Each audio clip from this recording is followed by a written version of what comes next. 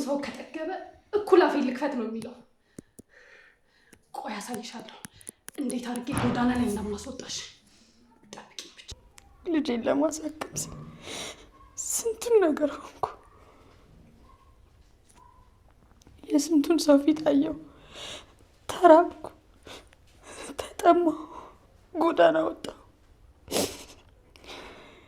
ይሄው አሁን ደግሞ ምን እያደረኩ እንደሆነ እንግዲህ ተመልከት። ሰላም ሰላም! ውድና የተከበራችሁ ውድ ቤተሰቦቼ ሰላማችሁ ብዝት ትርፍርፍ ይበልልኝ እያልኩኝ ዛሬም እንደተለመደው ጽናት ድራማን እንግዲህ ሁለተኛውን ክፍል ይዤላችሁ መጥቻለሁ። ፓርቷን ትናንትና ለቀቄላችሁ ነበረ። ዛሬ ደግሞ ቀጣዩን ክፍል ይዤላችሁ መጥቻለሁ። እንግዲህ ጽናትን በዚህ መልኩ ልቧን ሰብረዋታል። ጽናትዬም ወደ ፈጣሪዋ እየተማጸነች ትገኛለች። እንግዲህ የቤቲ ተንኮል የቤቲ ክፋት ይሄን ያህል ነው። አንገቷን አስደፍቷታል ማለት ነው። ጽናትዬም በጣም ያሳዝነ።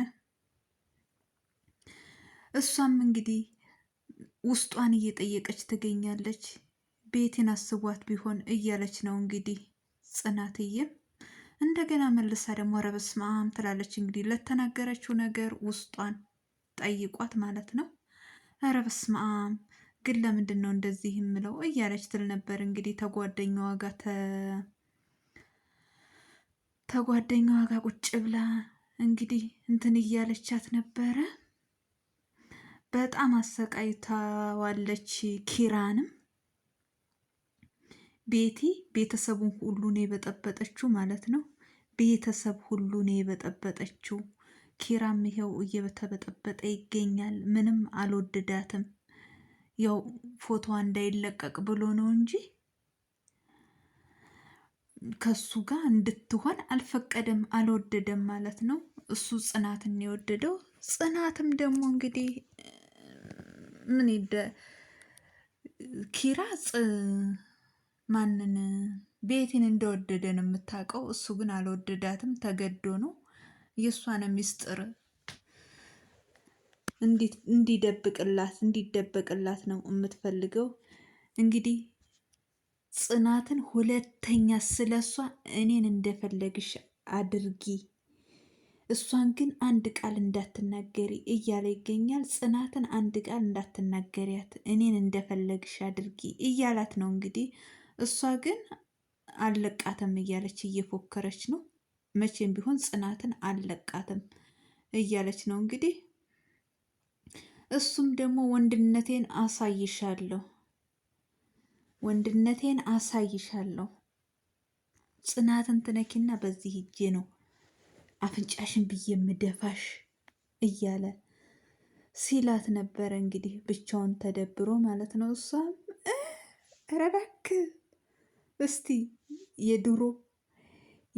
የድሮዋ ቤቲ አይደለሁም እሷ ነች ይህን ሁሉ መጽዋት እንድከፍል ያደረገችኝ፣ መቼም ቢሆን አልተዋትም እያለች ነው እንግዲህ።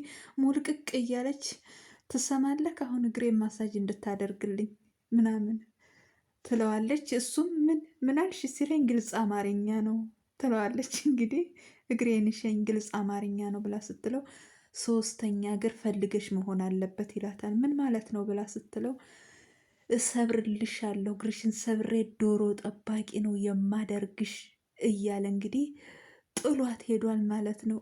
እሷም ቤተሰቦቹን ሁሉ እየበጠበጠች የውሻ ልጅ እንደዚህ ሆኖ እንኳን እኔ ላይ ይጮህብኛል። ቆይች ገረድ ከምግብ ጋር ምን ብታበላው ነው እንደዚህ እኔ ላይ የሚጮህብኝ? ወይኔ ጽናት እሰራልሻለሁ እያለች እንግዲህ በጽናት እየፎከረች ትገኛለች። ጽናትን አሁንም ቢሆን አልለቃትም እሰራልሻለሁ እያለች እንግዲህ በጽናትም እየፎከረች ትገኛለች። ቤቲ በጽናት ብቻ ሳይሆን እንግዲህ በሁሉም ላይ በአንድነትም ላይ ተነስታለች። እንግዲህ እንደዚህም ሆነ እንግዲህ ጠራሽኝ ቤቲ ስትላት ቤቲ አትበይኝ አላልኩሽም አንቺ ቆሻሻ እያለች እንግዲህ ትላታለች። ምን ነው አንቺ ሴትዮ ግን ጎዳናሽ ናፈቀሽ እንዲህ እያለች እንግዲህ ስታስፈራራት ነበረ። ምን አጠፋው ትላታለች። እሷም ያው እንግዲህ ስላሳቀቀቻት አንቺ ማን ስለሆንሽ ነው ስሟን እንድጠራ የማልፈልገውን ሰው የምጠሪብኝ? ጭንቅላትሽን ንፍጥ ለማጠራቀም ብቻ ነው እንደምትጠቀሚበት ትላለች። ቆሻሻ ማለት ነው እውነት። አሁን እንደዚህ አይነት አማርኛ እንትኔ እዚህ እንደ ሜዳ አህያ ፈስሽን እያዘረጥሽ የልጅሽን ጭንቅላት እንዳትረሺ እያለች ብቻ ትፎክራት ነበረ። አንድነትም እኔን እንደፈለግሽ አርጊ፣ በልጄ አትስደብኝ፣ ልጄን አትንኪብኝ እያለች ስትላት ጭራሽ መልስ ትመልሽልኛለሽ በአንቺን ብሶ ብላ ትላታለች።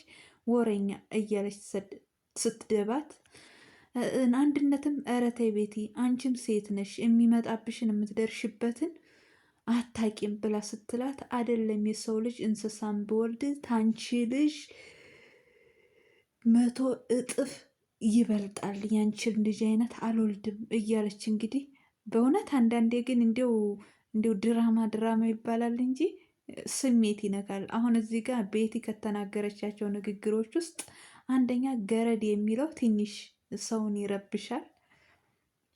ያው እንግዲህ ለድራማው ድምቀት ብለው ተጠቅመውት ሊሆን ይችላል። ግን ገረድ እያለች ብቻ በጣም እያቋሸሸቻት ነበር አንድነትም እንግዲህ ፈጣሪ ሆይ ምን ነው ምን አደረግኩ? እኔ አንተን ቀና ብዬ ማየት አልችልም፣ አቅም የለኝም፣ ይከብደኛል።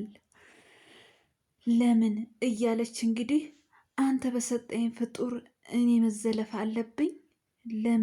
ለምን ልዘለፍ ይገባል? እንዲህ እያለች እንግዲህ ፈጣሪዋን ስታማረር ፈጣሪዋን ስታለቅስ ይገኛል።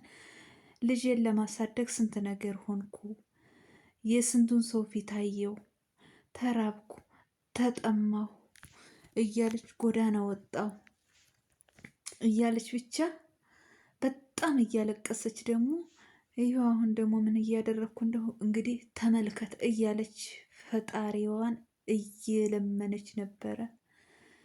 ፈጣሪ አደራክን እንግዲህ የኔን ስራ አይተህ ልጄን እንዳትቀጣብኝ እያለች እንግዲህ ለልጇ እየለመነች እያሰበች ትገኛለች። ይሄ ሁሉ ነገር ምንድን ነው እንደዚህ የሚያደርጋት?